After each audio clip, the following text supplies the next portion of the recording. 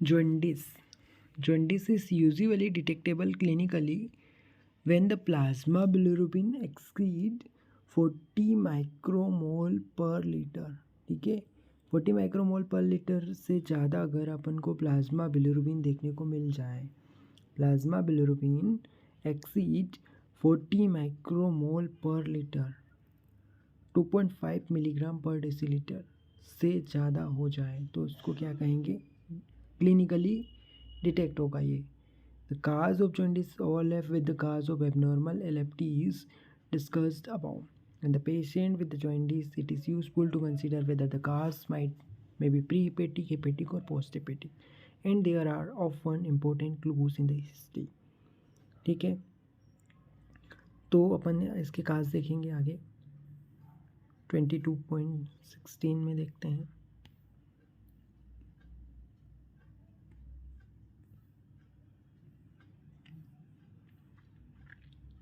History की बात की है इनने यहाँ पे इस टेबल में. देखो की history point in patient with jaundice history. देखो सिम्टम्स क्या मिलेंगे.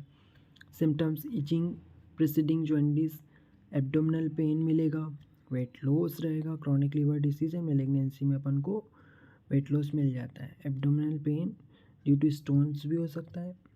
फीवर विद और without trigger, dry eyes, dry mouth, fatigue, dark urine and pale stool. ठीक है, तो itching preceded jaundice, abdominal pen suggest stone, weight loss, chronic liver disease and malignancy, dark urine and pale stool, fever with और without trigger, dry eye, dry mouth and fatigue. Recent drug history में अपन को मिल सकती है और others में जैसे exposure to intravenous drug और blood transfusion, travel history, country of birth, metabolic syndrome, autoimmune disease history, alcoholic history, inflammatory bowel disease, family history of liver disease, autoimmune disease और the metabolic syndrome.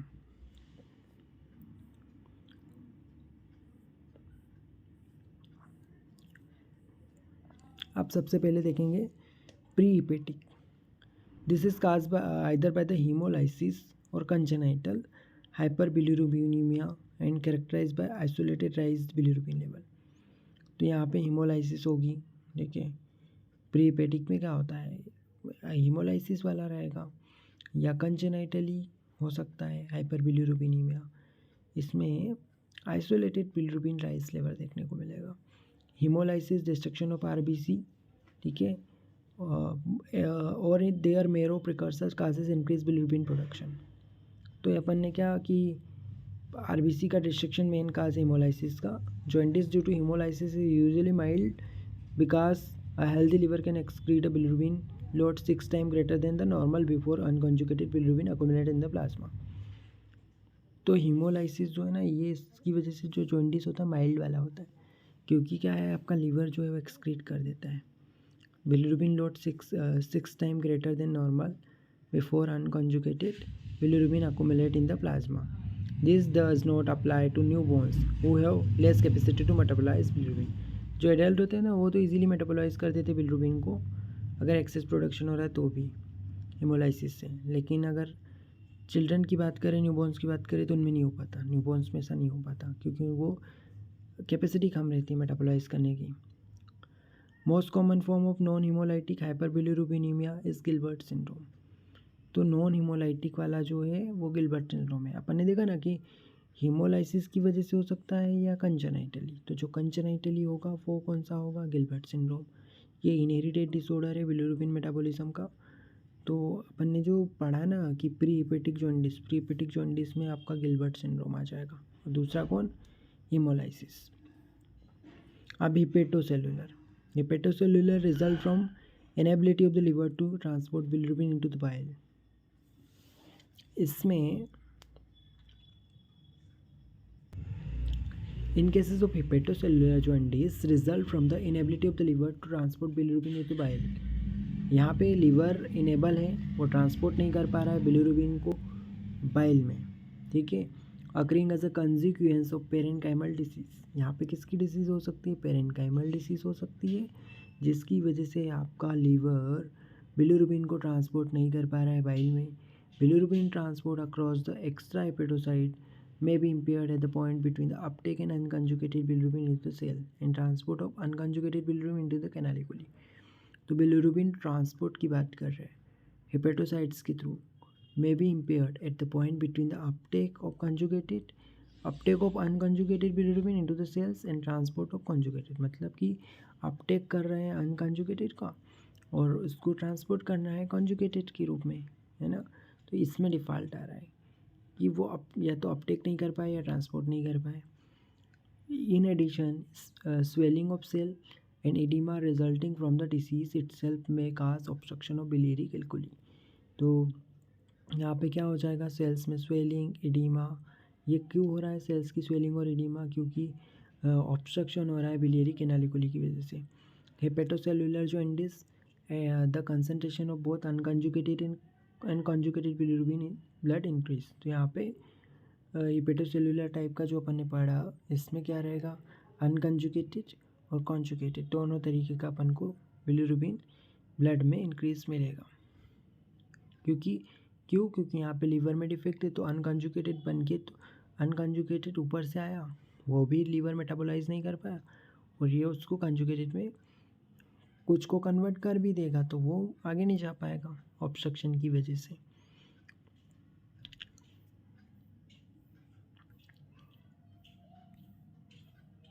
Hepatocellular jaundice can be due to acute or chronic injury, and clinical features of acute and chronic liver disease may be detected clinically.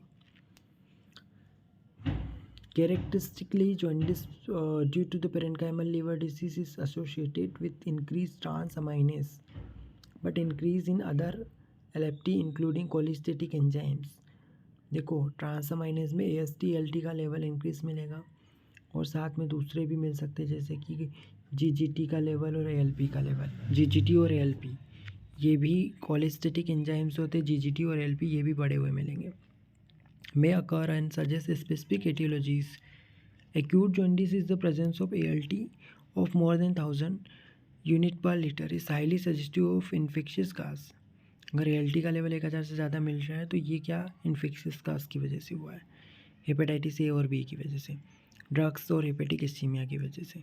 इस imaging is essential in particular to identify the features suggestive of cirrhosis, define the patency of hepatic vasculature, and obtain evidence of portal hypertension। Liver biopsy has important role in detecting the etiology of hepatocellular jaundice and extent of liver injury।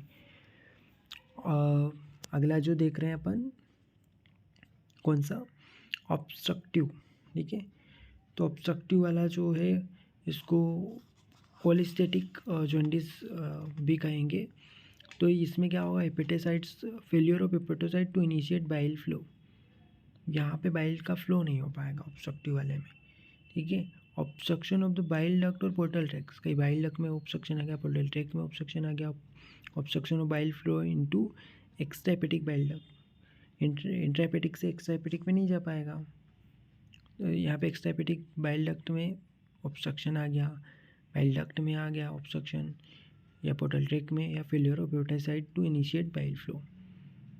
In the absence of treatment, cholestatic jaundice tend to become progressively more severe because conjugated bilirubin is unable to enter the bile canaliculi and pass back into the blood, and also because there is a failure of clearance of unconjugated bilirubin arriving at the liver cells। यहाँ पे क्या बोल रहे हैं कि अगर अपन ने treat नहीं किया ऑब्स्ट्रक्टिव जॉन्डिस को तो इसकी वजह से प्रोग्रेसिवली सीवियर फॉर्म में देखने को मिल जाएगा, जिसमें अपन को कॉन्जुगेटेड बिलिरुबिन जो है वो अनेबल रहता है, इंटर नहीं हो पाता बाइल कैनालिकुली में, और ये बैकवर्ड जाने लगेगा, है ना, जिसकी वजह से ये क्लियरेंस भी नहीं हो पा रहा है अनकंजुगेटेड का। तो the cause of cholestatic jaundice ये अपन देखेंगे। कोलिस्टेटिक के काज देखते हैं, देखो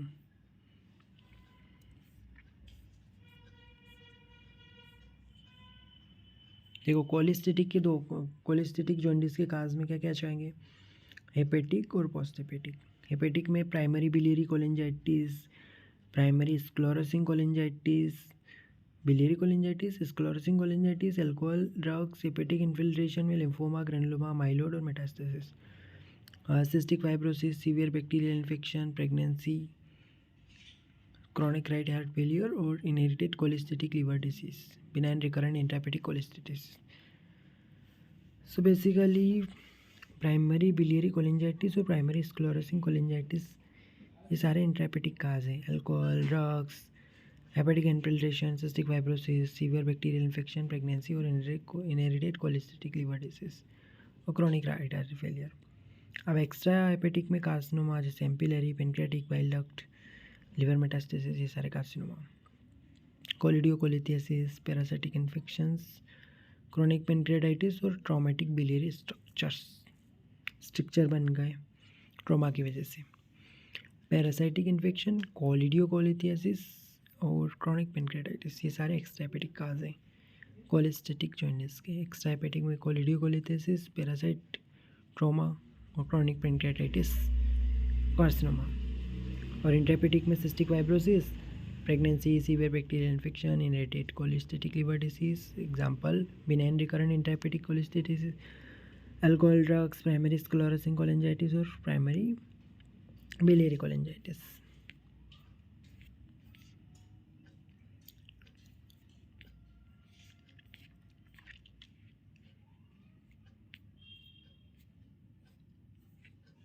तो ऑब्स्ट्रक्टिव जॉन्डिस का अपन ने टेबल देखी.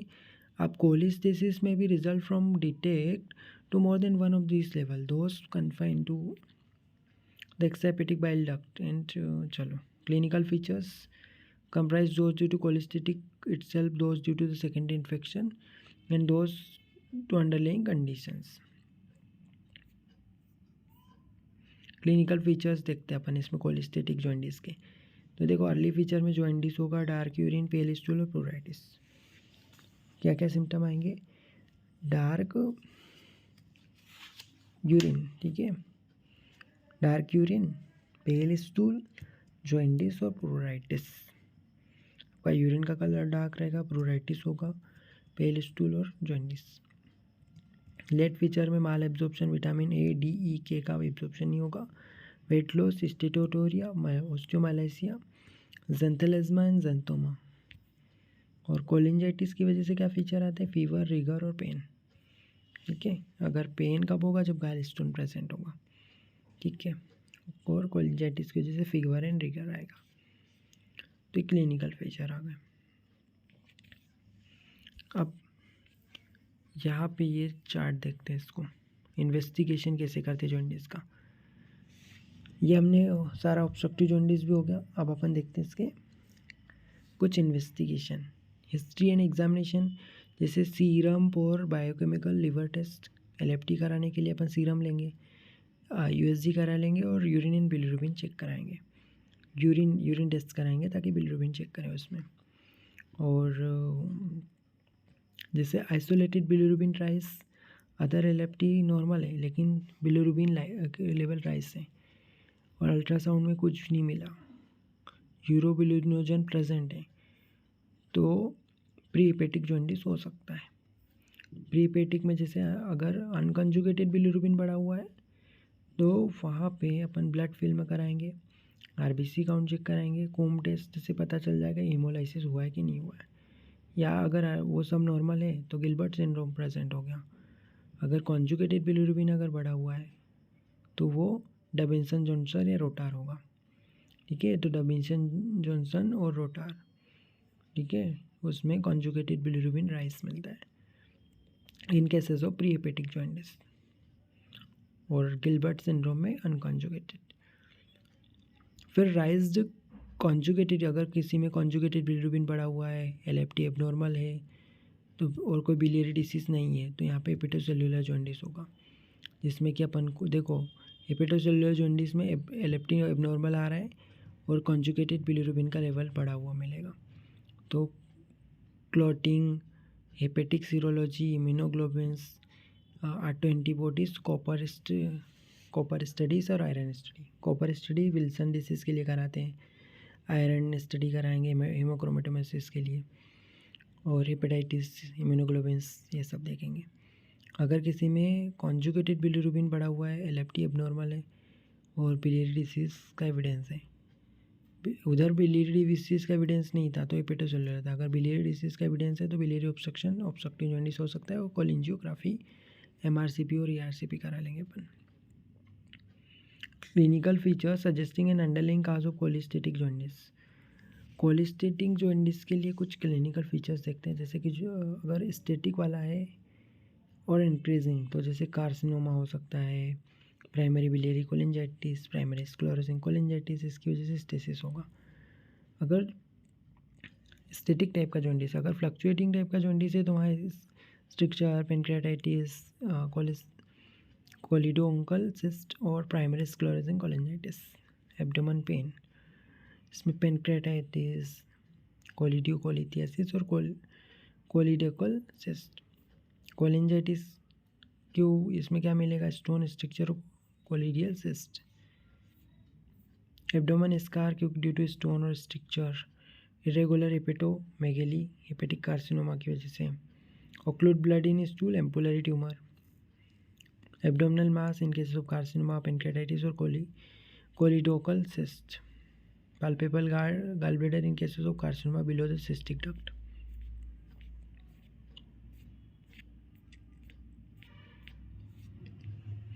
Very important table related to jaundice is, देखिए इसमें क्या होता है, देखो सबसे पहले congenital non hemolytic hyperbilirubinemia. Non hemolytic hyperbilirubinemia की बात कर रहे हैं, हीमोलाइसिस नहीं और हाइपरबिलिरुबिनेमिया है, उसका डिस्कशन करेंगे कंजेनिटली। तो सिंड्रोम्स की बात करेंगे। अब देखिए कॉन्जुगेटेड हाइपरबिलिरुबिनेमिया में अपन को डबिन्सन जॉनसन और रोटार, अनकॉन्जुगेटेड में गिल्बर्ट और क्रिगलर नाजार। सबसे पहले अनकॉन्जुगेटेड हाइपरबिलिरुबिनेमिया, क्रिगलर नाजार और गिल्बर्ट। गिल्बर्ट में क्या होता है, ये रिसेसिव या डोमिनेंट दोनों हो सकता है गिल्बर्ट, ठीक है, बाकी सारे रिसेसिव है, केवल गिल्बर्ट वाला डोमिनेंट भी हो सकता है। एबनॉर्मलिटी कहाँ पे आती है गिल्बर्ट सिंड्रोम में, ग्लूकोरानाइल ट्रांसफरेस डिक्रीज हो जाता है और बिलिरुबिन अपटेक डिक्रीज। तो decrease bilirubin uptake and glucuronyl transferase decrease हो जाएगा। क्लिनिकल फीचर्स में mild jaundice specially with fasting, और ट्रीटमेंट में नॉन नेसेसरी। तो गिल्बर्ट में कोई ट्रीटमेंट की ज़रूरत नहीं पड़ती, क्लिनिकल फीचर में माइल्ड जॉन्डिस रहता है और फास्टिंग के साथ जॉन्डिस रहेगा। एबनॉर्मलिटी ग्लूकोरानाइल ट्रांसफरेस डिक्रीज हो जाता है और बिलिरुबिन अपटेक डिक्रीज। क्रिगलर नाजार 2 टाइप का होता है, 1 और 2। 1 दोनों टाइप जो है ऑटोसोमल रिसेसिव होते हैं, बट जो टाइप 1 है वहाँ पे अब्सेंट ग्लूकोरानाइल ट्रांसफरेस, टाइप 2 में ग्लूकोरानाइल ट्रांसफरेस डिक्रीज।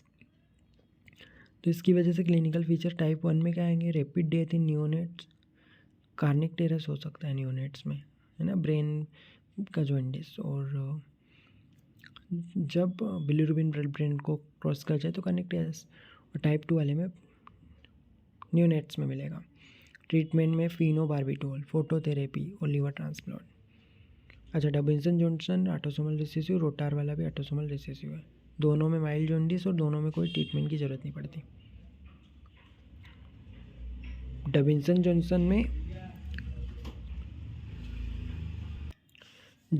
जॉनसन में canalicular excretion of organic anions including bilirubin का एक्सक्रीशन डिक्रीज हो जाता है, ठीक है। और रोटार में क्या होता है, बिलिरुबिन अपटेक डिक्रीज होगा, इंट्राहेपेटिक बाइंडिंग डिक्रीज होती है, ठीक है।